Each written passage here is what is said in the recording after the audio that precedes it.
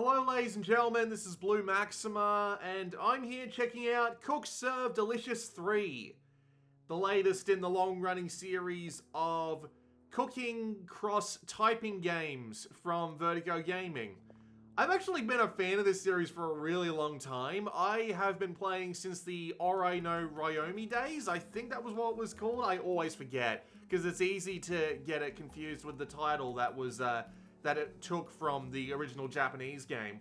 The only game I haven't played in the series is Cook Serve Delicious 2, just because when it came out, I was just under really heavy time constraints and I just found no time to play it. So anything I mention here comes with the concept that I haven't played since Cook Serve Delicious 1, just for reasons, you know?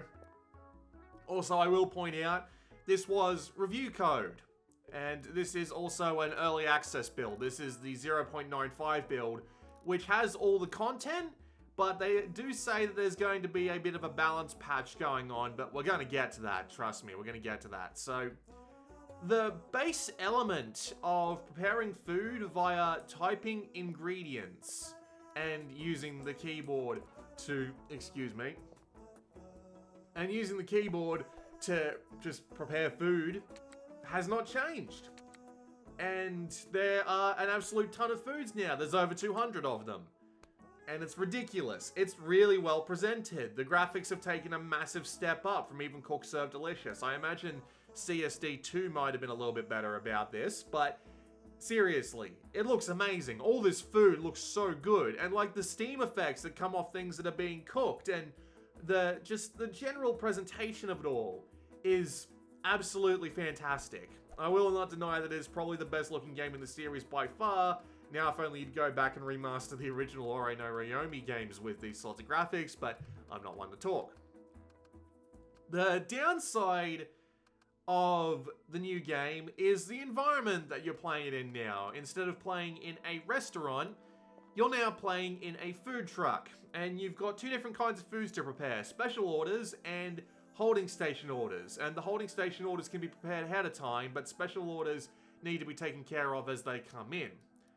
And not only does it change the way the food is prepared, but it also changes the fact that you've got no restaurant chores to do. So it's basically all food all the time, and you also have a change in the way that the waves of people work, because you've got these little gaps in between where you're traveling from one destination to another, but you have to use that time to not only prepare the holding stations so that you've got food to start coming in, but you've also got to start preparing the special orders as they go.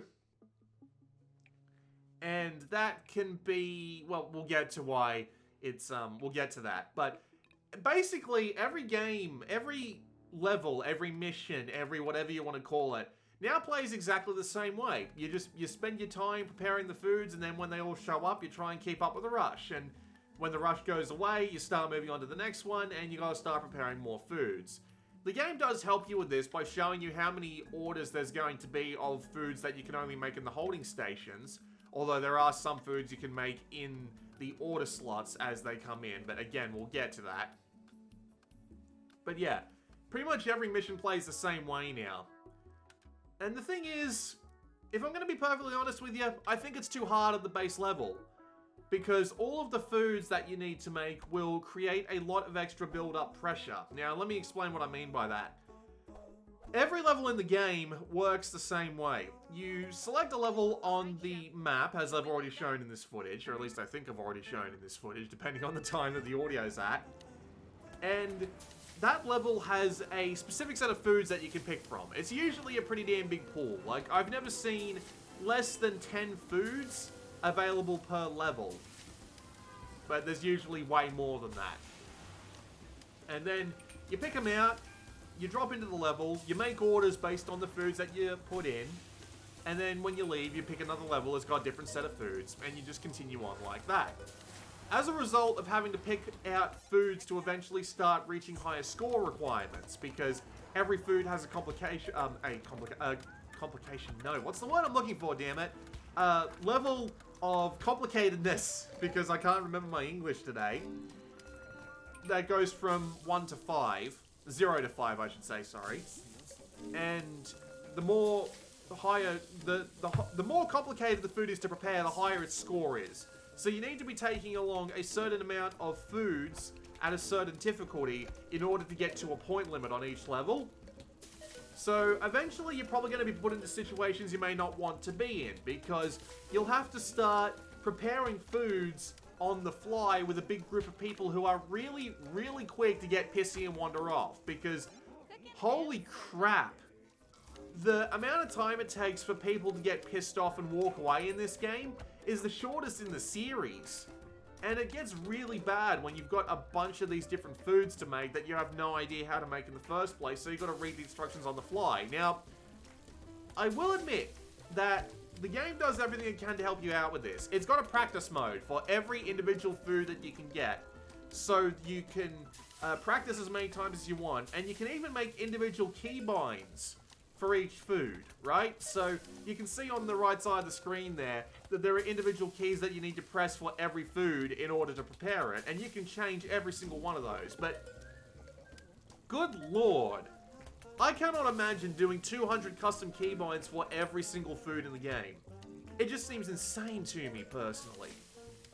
And yeah, considering that you got to combine having these foods. Now, you can practice as much as you like. Don't get me wrong, but when you eventually have to dive straight into the cooking, and you've got to remember how to make this food, along with 5 or 6 other foods at the same time, and everyone walks away as quickly as they do, it just gets really frustrating really quickly when you come across one food and you have to very carefully look at the ingredients and then just slowly peck out the keys on the keyboard when you're getting used to it. There are some foods you can get used to really quickly, and the game does actually help out sometimes with this, because some of the foods actually have some really reasonable keybinds, or just like ones that are easy to remember. Like, for example, onigiri. I know the combination for that off by heart. It's R-I-S-H-N, enter, done, right? And there's a few foods like that, and some of them even have some, like, not so much joke keybinds, but keybinds that make them really easy to remember. I'd be lying if I said I could remember one off the top of my head, but imagine like typing in steak in order to prepare a steak, right? You don't in this game. I'm just using it as a hypothetical example. However, there are some foods that are just all over the fucking place. Ones that have ingredients under certain letters that just kind of make no sense. Like, there'll be like, it'll have a list of like 8 ingredients, and there'll be like anchovies, and anchovies will be on C because it's the 3rd letter, and A and N are already taken. There are just things like that which will just throw you right the fuck off, not to mention that there are ingredients that are all over the keyboard, so you need to be all over the damn place in order to, you'll need to be all over the damn place in order to make sure you get it right. And remember, this is a game that not only highly values making perfect orders in a combo the whole time, but again, you're dealing with all these orders going away in the background. So as a result, I find myself favoring foods that I already know, and considering the wide selection of foods that you can have in every single level, you can usually find a couple of staple foods that you know, and you can just drop them straight in. Even the game knows that it's being a little bit unreasonable with this, because it has a dedicated button to rolling out everything that can already be rolled out. It's the control key. It's one of your robot companions. It's a nice key to have, but I can't help but feel like I'm using it as a crutch half the time. I'm not asking for there to be like an outright easier difficulty.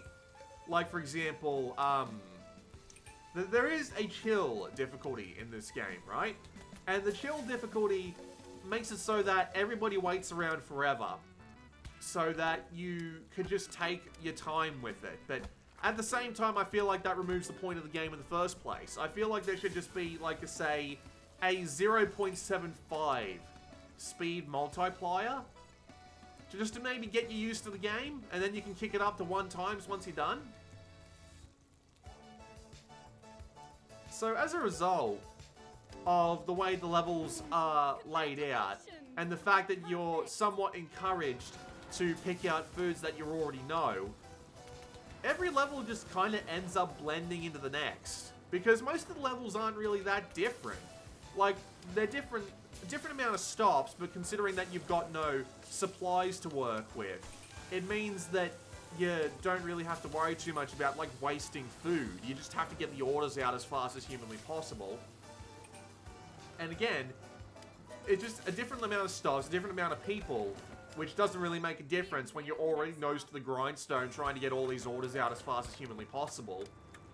And there's like a couple of different levels that have what's called a food truck attack, which cripple you in specific ways, which can get really annoying when you have, like, say, 6 foods that you need preparation stations for, and then you get a food truck attack, which disables one of them. So you've only got 5 for 6 foods. It goes to shit really quickly. So, yeah, as a result, all the levels just kind of feel the same. Because you're doing it with relatively similar foods most of the time. You're doing it with relatively, all the customers are pretty similar. Again, the only difference is in the food. It's the most food-focused gameplay of Cook Serve Delicious and its predecessor that I've seen so far. And it becomes really samey really quickly as a result. I played this for about 5 hours and I was starting to get sick of it by then. Compare that to, like, Cook Serve Delicious, where I wasn't even getting close to that. Then you combine that with the fact that the whole restaurant management side of the thing is gone. So there's no upgrading the look of your truck. There's no real restaurant upgrades. Now, there is an upgrade system, and there is a look customization system, but they're both incredibly shallow for this series. Like, there's trinkets, right? And you can use the money that you've earned via finishing levels to buy trinkets, or you can use them to buy food. I've been saving it to buy food. But here's the thing about the trinkets. They're just things you stick on the walls. They don't do anything. And you've got no real reason to have them because, especially on the left, like I've got the anime wall scroll thing on the left, right? But it's completely blocked off by the first few orders, so I never see it. So I'm just sitting here thinking, like, well, what's the point? And they make it even worse by making you buy certain things with upgrade points, certain trinkets, which you get really slowly. Unless you've got a ton of really difficult foods, but you're just making things really hard on yourself at that point. Because the way the scoring system works is you get 80 perfect combos. It can be upgraded to be lesser, but that's way later on in the game. Once you get to 80 combos, you start getting an overall cash multiplier, and the more difficult an order is to make, the more you can, the more difficult an order is to make, the more cash you get out of it. So, it's, so yeah, you get these points really slowly, so using them on trinkets just seems like a big waste of time. And as a result, the upgrade system as well is also quite limited. The upgrade system is also quite limited because it's just a tree of upgrades. And most of them, most of the ones that you see on the way are 2 things. Either it'll be more stations for orders, and I have enough trouble keeping 2 extra stations on without some orders falling off the back. I can't imagine what it'd be like running like 5 or 6, like at the end of the tree. Or more holding stations, which are actually more useful, don't get me wrong, but like I'd prefer more of them over more actual order stations, please. I'm having enough trouble keeping up as it is.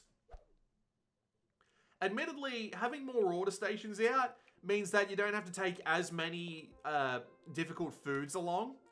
But at the same time, you've got so many simple orders coming in that it takes a really long time to get them done as well, so it just gets really frustrating after a while. Again, it's almost impossible for me to find a balance. And I've played, like, Cook Serve Delicious and Ore no Ryomi 2.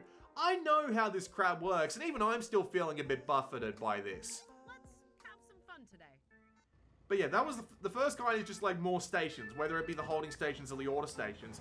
And the second, for the most part, is keep your food fresher for longer, more or less. Like half the upgrades are add 1 more serving to holding station food. Keep holding station food fresh for longer.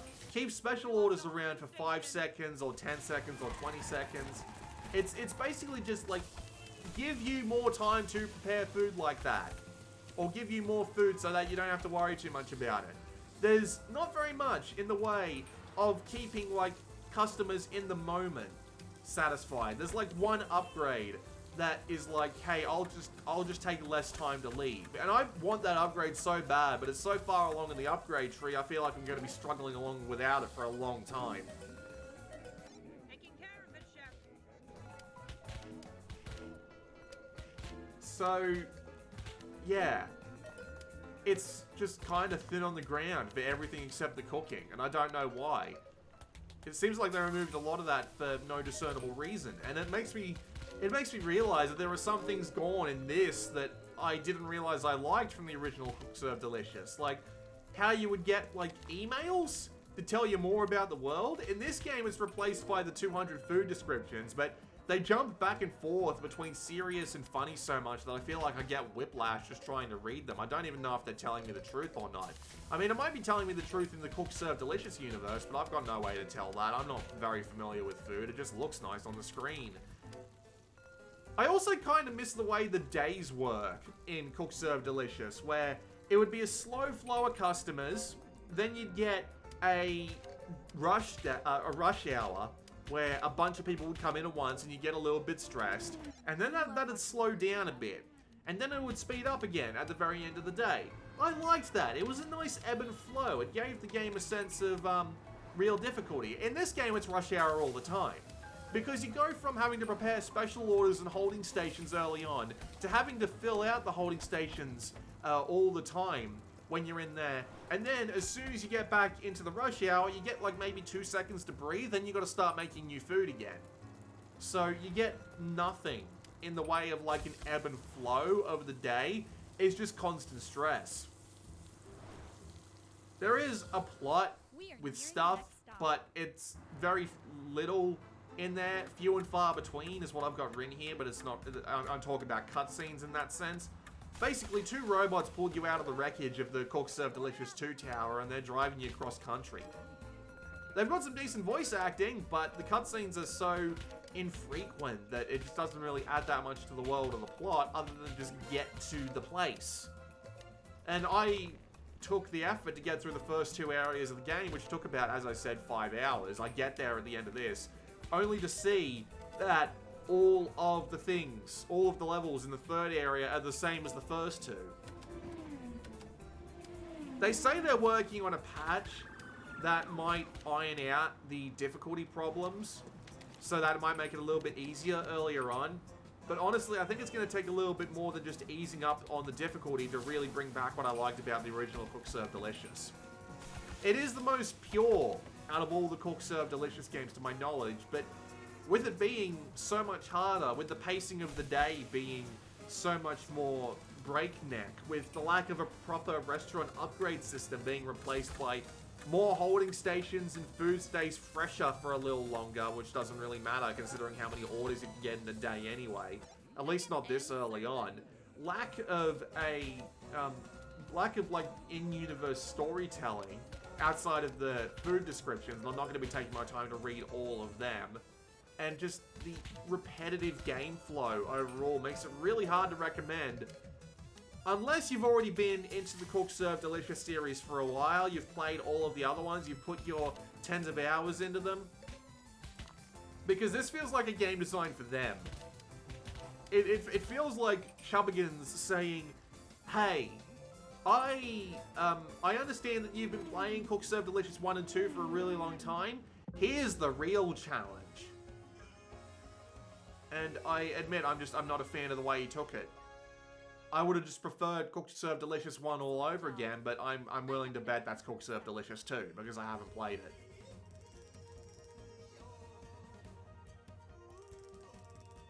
Honestly, it gets... Look, just let me tell you about the exact point I realized that this game wasn't for me, right?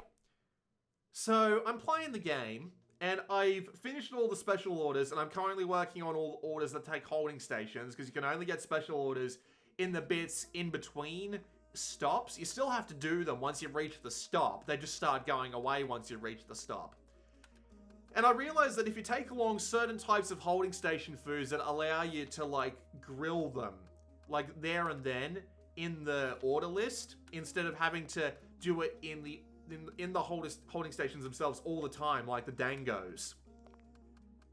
I realized that if you just have a bunch of those orders just sitting there, cooking, it gives you a little bit of a breath, and it lets you slow down a bit and take stock of what you need in order to do something else.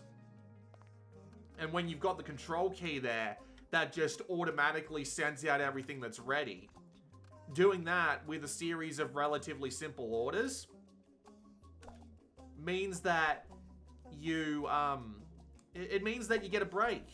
It means that you can use all these foods that are slowly being prepared to take a breath and think to yourself, alright, what do I need to do next? Or you can just slowly, like, let single ones go away so that the more complex foods come in and you can spend time working on them. And I'm thinking to myself, if I'm spending time thinking about these sorts of strategies, this probably isn't the game I want to play. If you're looking at this and thinking, that sounds absolutely fantastic, I recommend you go ahead and buy this game straight away, because you'll have a lot of fun with it. Me, I didn't, and I wouldn't recommend it to anyone instead of, as I said, hardcore Cook Serve Delicious fans who've already grinded away the really hard challenges in the previous 2 games and are looking for a real challenge on top of that. I don't know, maybe the patch will fix things, but I don't see it. I don't see it happening. I have problems with not only, like, the difficulty of, like, the individual levels, but the structure of the game itself. The amount of things you have to type sometimes in order to get orders done, just feeling all over the place, and just the flow of the day not really giving you a break. And unless they change that all up severely to the point where it won't feel like the same game, who knows? Plus, just the general irrelevance of everything outside of the actual truck. I'm gonna shut up and let you watch the rest of this without commentary, but I'm gonna warn you now, it's gonna be a lot of that slapping sound as you press every individual key. I will, as I said before, the core gameplay itself with the actual typing of the things and the physical feedback that you get from all of that is still great.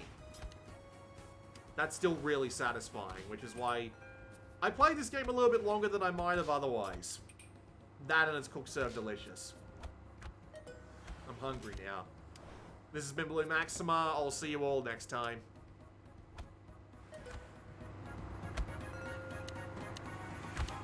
Ready?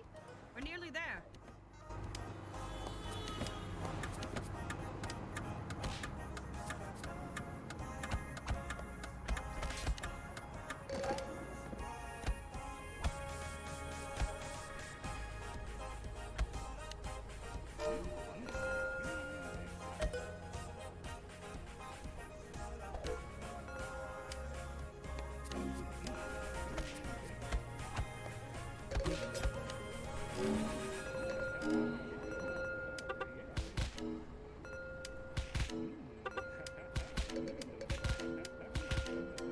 No problem, Chef.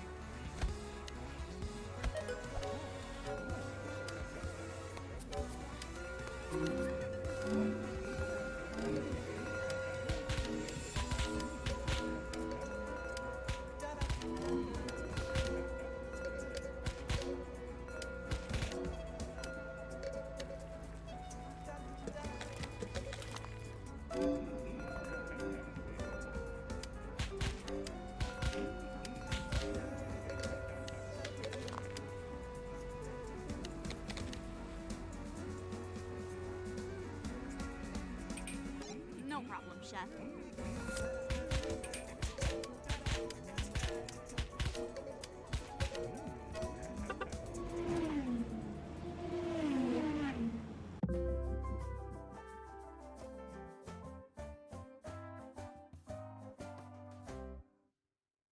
Really great work, Chef. I'm proud of you.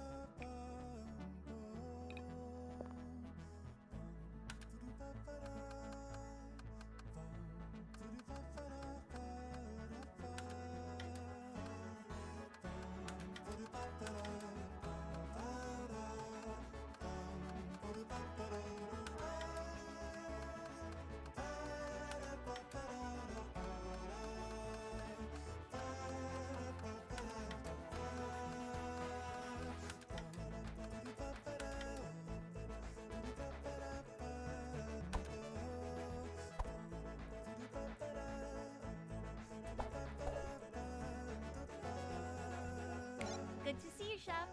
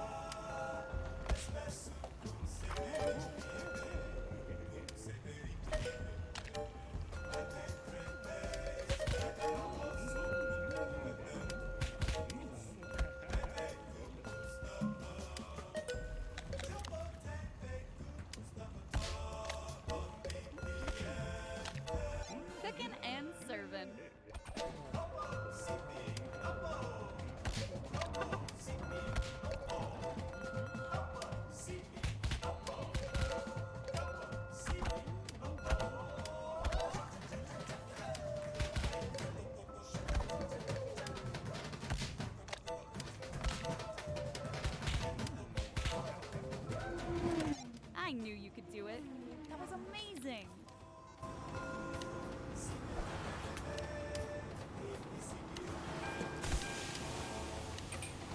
Next stop approaching.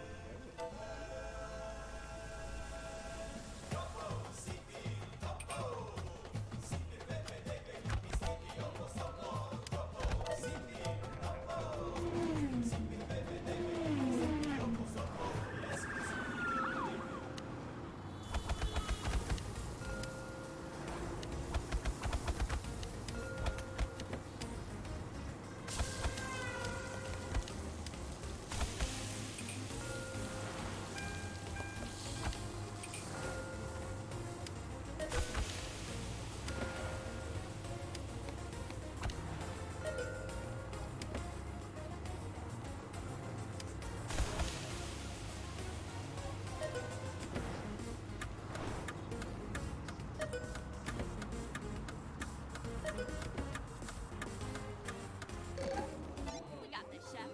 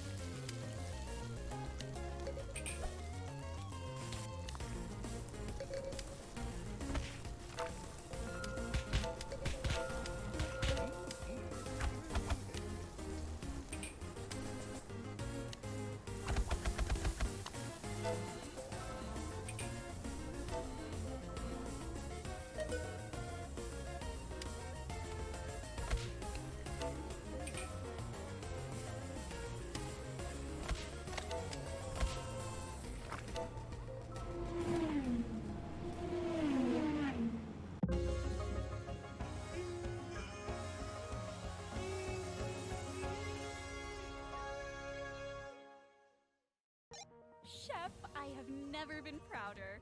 That was your best yet. Yeah, I mean, even I'm impressed. And that's saying something.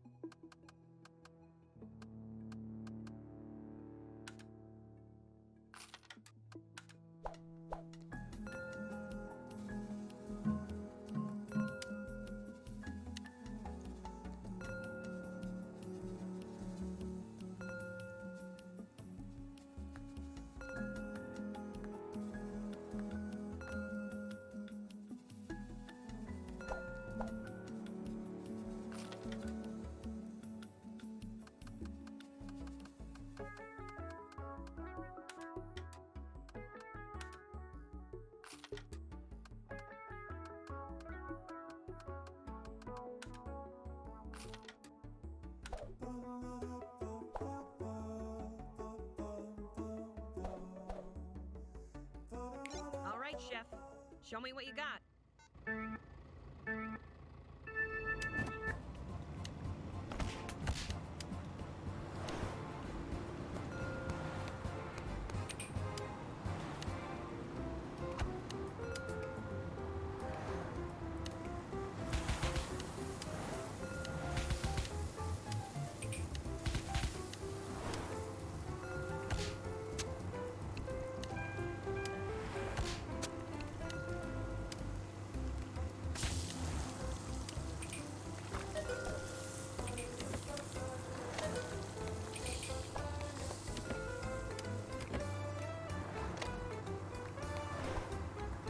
We're almost there.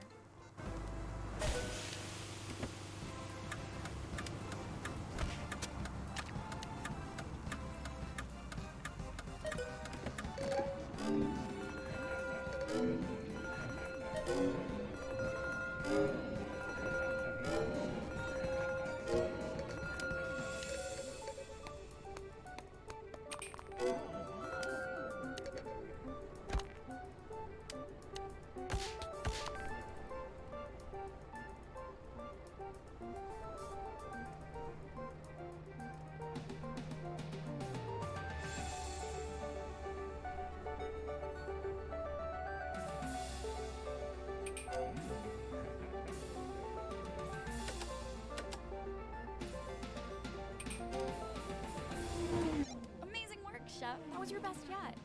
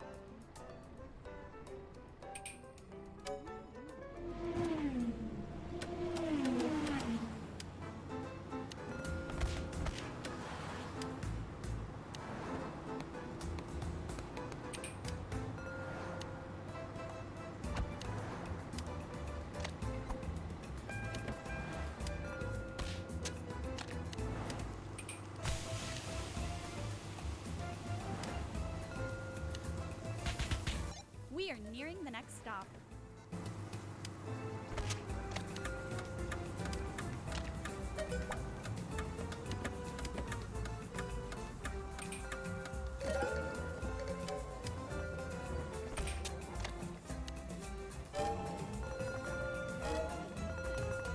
No problem, Chef.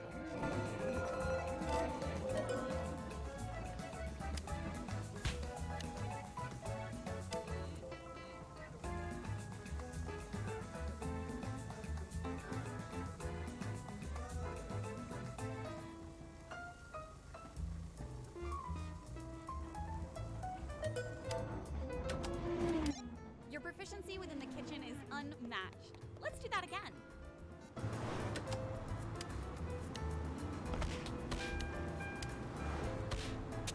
We are nearing the next stop.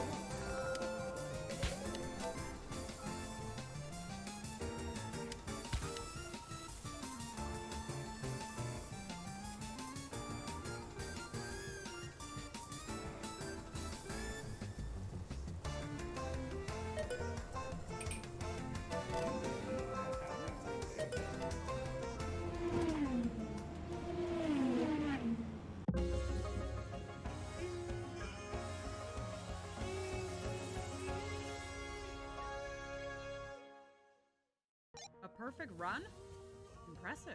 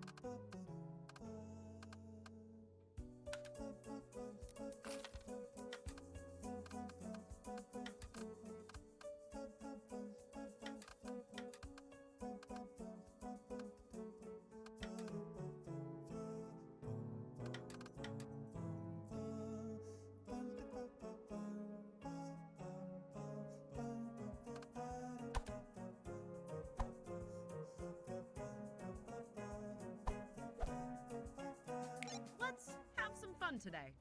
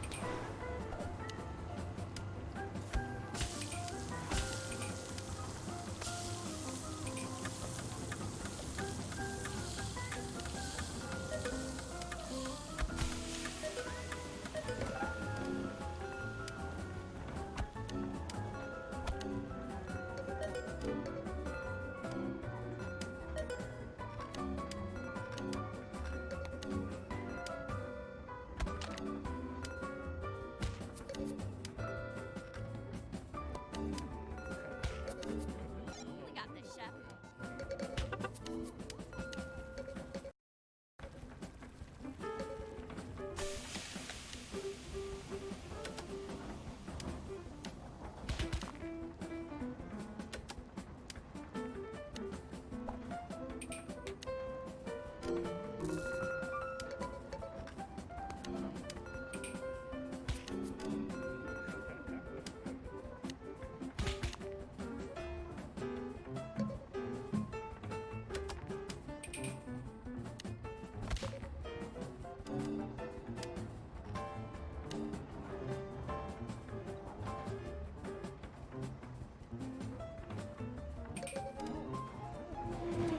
That was good.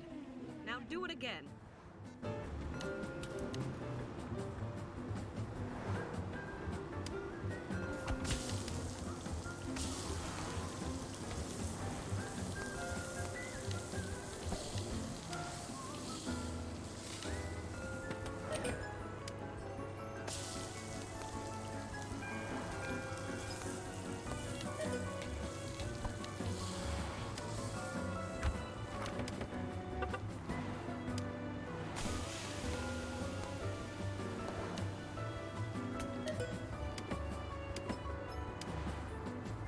Ready? We're nearly there.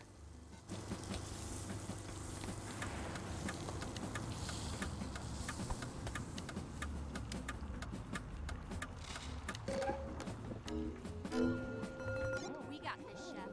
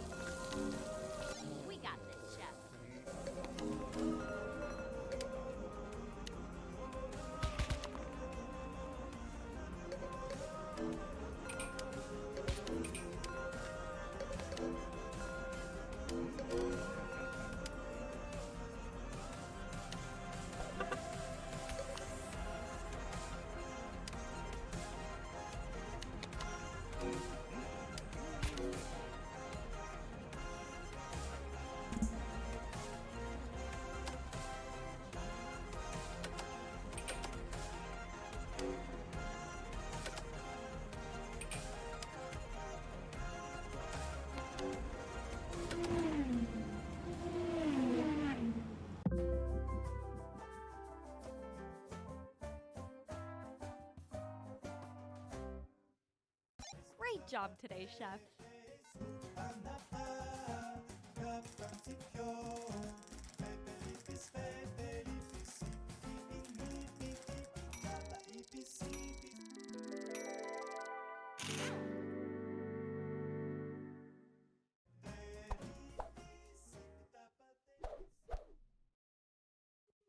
$500 miles down, 1,500 to go. Well, yeah, give or take. Mostly give. What was that? Nothing. Really? Because it sounded like you muttered something. Well, it's 1,500 miles as the crow flies, but this isn't a crow, it's a food truck. And we've got a lot of states to dodge.